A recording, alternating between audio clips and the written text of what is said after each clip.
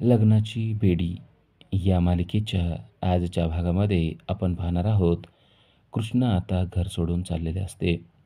कृष्णा राघववर आरोप करते की याने माझा जीव घेण्याचा प्रयत्न केलेला आहे. या व्यक्तीने मला मारण्यासाठी गुंड पाठवलेले आहेत. राघव हे सर्व काही शांतपणे ऐकतोय, कारण त्याला माहीत आहे की आपली चूक झालेली आहे आणि आता या चुकीची आपल्याला शिक्षा मिळणार आहे.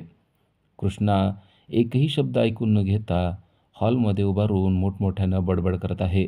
हा आपल्या जीवावर उठला आहे आणि म्हणतो की आपल्या मदरची सेवा कर.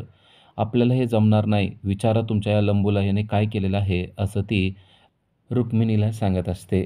रुक्मिणीला हे ऐकल्यावर मोठा धक्काच बसतो. तेव्हा राघव म्हणतो की मी गुंड पाठवले होते, पण एवढं बोलूस तर आता कृष्णा खाली बसले आणि जोरजोरात रडायला तिने सुरुवात केलेली आहे. राघवला या गोष्टीमुळे खूपच इरिटेट होतंय. ही काही ऐकून घेत नाहीये आणि जोरजोरात ओरडते आणि रडते. मधू मात्र या गोष्टीवर खूप खुश आहे.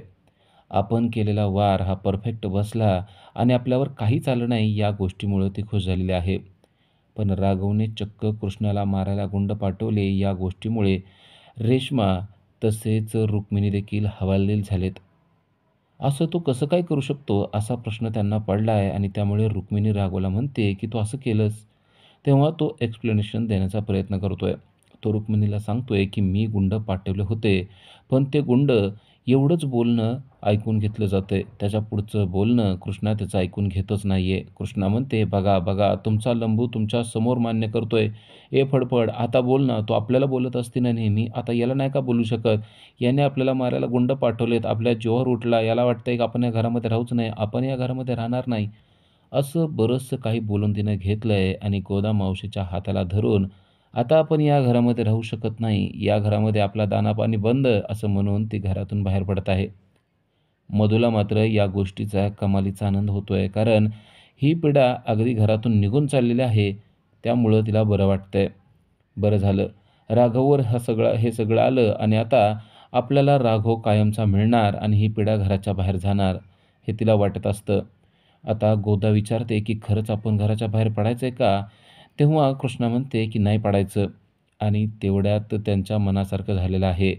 त्यांना पाठीमागून राजश्रीने हाक मारलेली आहे.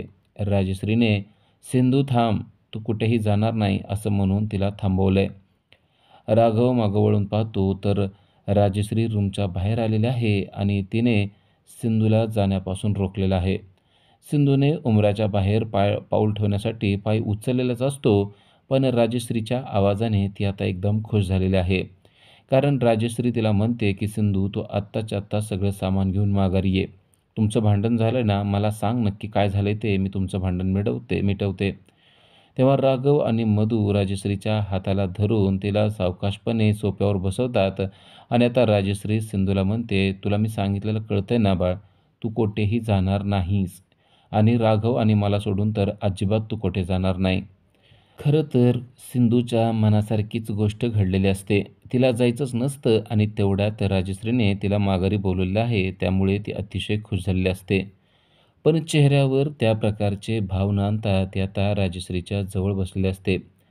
राजश्री तिला म्हणते की तुझं भांडण कशामुळं झालंय ते मी ऐकलेलं आहे. तुला बुड्डी के बाल खायचे होते ना आणि याने दिले नाहीत ना, बरोबर आहे. असू दे, ह्या रागाचंच कारण आहे. पण एवढ्यामुळं घर सोडून जायचं नसतं आणि तू मला सोडून चालली आहेस का? तुला माहिती आहे ना मला तुझी किती गरज आहे आणि तुला वाटत नसलं तरी राघव तुझ्यावर मनापासून खूप प्रेम करतो.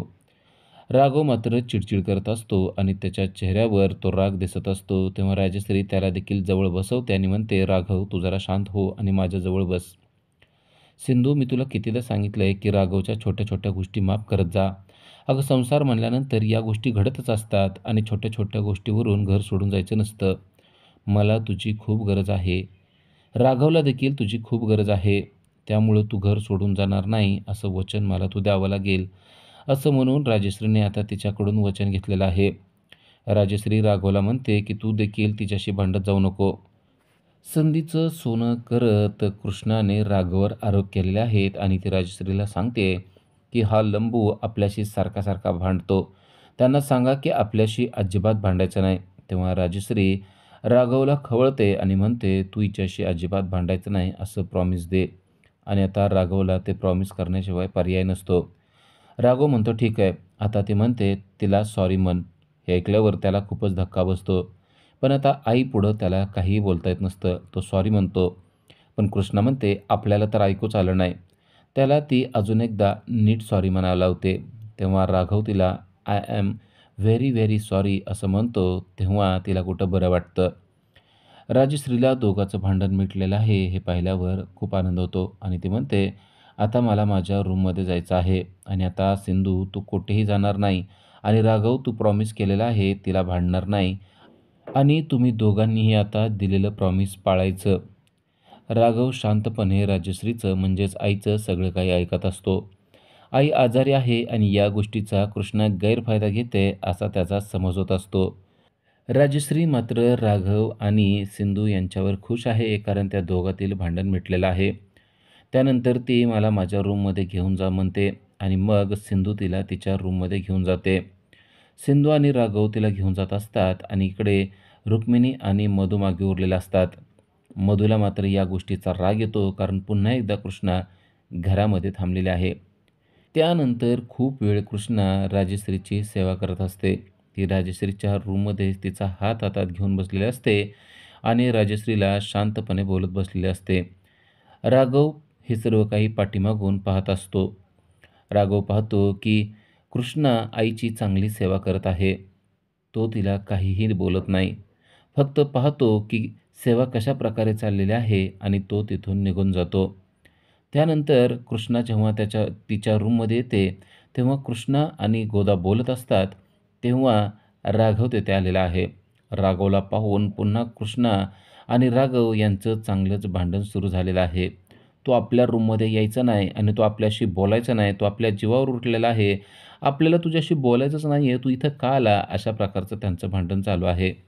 राघव तिला सांगण्यासाठी आलेला असतो, पण तिची मात्र ऐकून घेण्याची मानसिकता नसते. तेव्हा राघव म्हणतो, की "तू देखील भोकाड पसरून रडायचं नाही आणि कशी रडतेस तू? तुझ्या रडण्याच्या आवाजानं, कर्कश आवाजानं सर्वांना त्रास होतो." असं म्हणून राघव तिला दाखवतो, की ती कशाप्रकारे भोकाड पसरून रडत असते. तेव्हा सिंधू म्हणते, "इतकं इतकं घाणेरडं रडतो आपण? काय दाखवतो हा? काय बोलतो हा? गोदा आपल्याला ना याचं अजिबातच पटत नाही." राघव म्हणतो, "हां, आणि तुझं पटतंय का सगळ्यांना? तुझं तोंड अगोदर बंद ठेवत जा आणि तुझी बडबड तेवढी कमी कर. तुझ्या बडबडीनं माझं डोकं दुखायला लागलेलं आहे." असं तो सांगत असतो. तर कृष्णा त्याला म्हणत असते, "तू आपल्या रूममध्येच येऊ नका ना. आपल्या रूममध्ये आपण काय करायचं ते आपण ठरवणार. गोदा याला आत्ताच्या आत्ता आपल्या रूममधून जायला सांग." या दोघांच्या कर्णकर्कश भांडणाने आता रुक्मिणी त्यांच्या रूममध्ये आलेली आहे. तुम्ही दोघेही तुमचं तोंड बंद ठेवा. रात्र झालेली आहे आणि तुम्ही केवढ्या मोठमोठ्याने भांडण करताय. राघव म्हणतो, "मी भांडण काढलेलं नव्हतं. भांडण हिने काढलं होतं आणि त्यामुळेच ते वाढत गेलेलं आहे." पण कृष्णा काही ते मान्य करायला तयार नाही आहे. हा आपल्या आवाजाला म्हणतो, की "आपण भोकाड पसरवतोय, काहीही बोलतो आपल्याला, मग आपण तर रडणार, आपण भांडणारच ना." असं ती त्याच्यावर आरोप करते. आता तिने दोघांनाही हॉलमध्ये घेऊन आलेले आहे. ते दोघेही एकमेकाच्या पुढं शांत बसलेले आहेत. कृष्णाला आणि राघवला आता ती म्हणते, "तुमचं भांडण मिटवायचं आहे ना, तर आता दोघंही एकमेकाशी नीट बोला." दोघंही बोला म्हणल्यानंतर पुन्हा एकदा दोघांची भांडणं सुरू झाली. हे ऐकल्यावर आता रुक्मिणीला राग येतो आणि रुक्मिणी म्हणते, "तुमची तोंडं बंद होती तीच बरी होती. मी तुम्हाला सांगते त्या पद्धतीनं आता तुम्ही एकमेकाशी बोलायचं. तुम्हाला एकमेकाला बोलायचं असेल तर तुम्ही एकमेकांना काही अटी घालणं गरजेचं आहे." तेव्हा सिंधू बोलायला सुरुवात करते आणि म्हणते, "याला सांगा याचं तोंड बंद ठेवायला. याला खूप राग येतो आणि हा असं बोलतो ना की आपल्याला पटत नाही." तेव्हा तो म्हणतो, "यावेळेस भांडण मी काढलेलं नव्हतं. भांडण तू काढलं होतं आणि तू मला बोलण्याची संधीच देत नाहीये." रुक्मिणी कृष्णावर चिडते आणि म्हणते, "तू त्याला बोलण्याची संधी दिली पाहिजे." तेव्हा कृष्णा चिडते आणि म्हणते, "ए फडफड, आपण त्याला बोलायची संधी देतो, तोच आपल्याला बोलायची संधी देत नाही. आपण एक शब्द बोलला की तो 10 शब्द बोलतो, तो 10 शब्द बोलला की आपण 100 शब्द बोलतो." तेव्हा राघव चिडतो आणि म्हणतो, "माझ्या काकूला फडफड म्हणायचं नाही. ती माझी काकू आहे, तिच्याशी सभ्यतेने आणि नीट बोलायचं." असं म्हणून राघव चिडून तिच्याकडं बोट करून बोलत असतो. तेव्हा कृष्णा देखील शांत बसत नाही. कृष्णा देखील त्याच्यासमोर उभी राहते आणि म्हणते, "आपण तिला आत्तापर्यंत फडफडच म्हणलोय. मग तुला तेव्हा त्रास झाला नाही, तर तुला आत्ता का त्रास होतोय? तुला आपला त्रासच होतोय ना, तर आपल्याला तुझ्याशी बोलायचं नाहीये. तू सुद्धा माझ्याशी बोलू नको." असं म्हणून ती भरपूर बडबड करत असते. या गोष्टीचा राग मात्र आता रुक्मिणीला यायला लागलेला आहे. या दोघांच्या भांडणात पडणं म्हणजे मूर्खपणा आहे. तरी देखील यांचं भांडणं मिटवण्यासाठी ती एकमेकांना सांगते, की तुम्ही एकमेकांना किमान 3 तरी अटी घाला, की त्यामुळे तुमचं भांडण होणार नाही. ही गोष्ट आता दोघांना पण पटलेली आहे. पहिली संधी राघवला मिळालेली आहे. राघव, तुला काय वाटतंय त्या पद्धतीनं 3 अटी तू सिंधूला घालायच्या आणि सिंधू त्यानंतर 3 अटी तू राघवला घालायच्या. राघवने पहिली अट घातलेली आहे ती म्हणजे हिने आपल्याला कसलाही त्रास द्यायचा नाही. तेव्हा सिंधू म्हणते, की "मग आपण श्वास घेतल्याचाही तुला त्रास होईल. मग आपण श्वासच घ्यायचा नाही का?" राघव म्हणतो, "मला त्रास द्यायचा नाही याचा अर्थ मला त्रास होईल अशा गोष्टी करायच्या नाहीत." त्यानंतर राघव दुसरी अट सांगतो ती म्हणजे माझ्या आईची व्यवस्थित काळजी घ्यायची. ज्या कामासाठी तू आलेला आहेस त्या कामावर नीट फोकस करायचा. आणि माझी तिसरी अट आहे, मला सारखी धमकी द्यायची नाही की मी घर सोडून जाणार आहे. या तुला अटी मान्य आहेत का? घर सोडून जाणार नाही ही अट सिंधूला चांगलीच मान्य झालेली असते. आता सिंधूने अट घालायला सुरुवात केली आहे. सिंधू म्हणते आपल्याला कोणतीही गोष्ट बोलताना प्लीज आणि सॉरी हे शब्द आले पाहिजेत. त्याचबरोबर आपण जर का सकाळ-सकाळ आपल्याला तुला दिसलो, तर आपल्याला गुड मॉर्निंग देखील तू म्हणावं लागणार आहे. राघव हे सगळं काही शांतपणे ऐकत असतो. आणि तिसरी आणि महत्त्वाची अट ती म्हणजे आपल्या लांबसडक नाकावरचा राग एका कपाटात टाकायचा आणि त्याला कायमचं कुलूप घालायचं. अशा अटी ती आता दोघांनीही एकमेकाला घातलेल्या असतात आणि या अटी दोघांनीही मान्य केलेल्या असतात. रुक्मिणी त्यांना म्हणते, "आता तुमच्या अटी एकमेकांना मान्य आहेत ना, तर आता कसलंही भांडण करायचं नाही." तेव्हा सिंधू उठते आणि म्हणते, "पिंकी प्रॉमिस करावं लागेल." आणि राघव देखील तिला पिंकी प्रॉमिस करतो. त्यानंतर दुसऱ्या दिवशी सकाळी राघव जेव्हा रनिंग करून येत असतो, तेव्हा कृष्णा त्याच्या समोरच असते. तो तिच्या समोरून जातो. तेव्हा ती म्हणते, "मला वाटते पोलिसवाल्यांची मेमरी जरा शार्प नसते. आपलं काल काय ठरलं होतं ते तुम्ही विसरून गेला दिसतंय. मी इथं उभा आहे म्हणल्यानंतर काय करायचं तुम्हाला सांगितलेलं आहे ना." राघव थोडासा चिडतो, पण आता आपण प्रॉमिस केलेलं आहे हे त्याला आठवतं आणि मग तो कृष्णाच्या समोर उभा राहतो आणि गुड मॉर्निंग म्हणतो. ती म्हणते, "स्माईल करून म्हणायचं." तेव्हा राघव स्माईल करतो आणि पुन्हा गुड मॉर्निंग म्हणतो.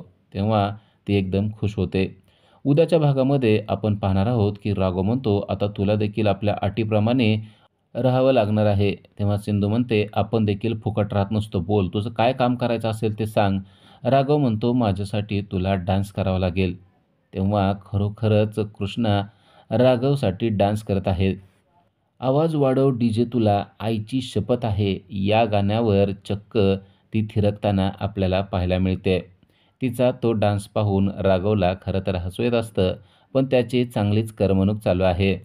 कृष्णा अगदी मन लावून त्याच्यासमोर त्या गाण्यावर डान्स करत आहे आणि राघव तिची एक-एक स्टेप पाहून हसत आहे.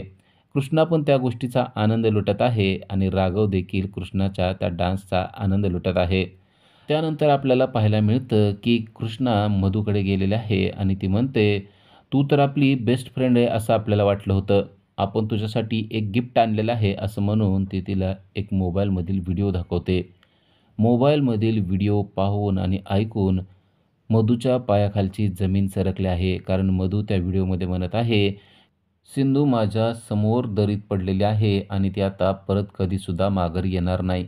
शकुंतला आणि मधू यांचा गुप्त चाललेला संवाद कृष्णाने रेकॉर्ड केलेला आहे आणि ते रेकॉर्डिंग तिने मधूला आणून दाखवलेलं आहे. आता या गोष्टीचा फायदा कृष्णा कसा घेणार ते आपल्याला पुढील भागामध्येच पाहायला मिळणार आहे. धन्यवाद.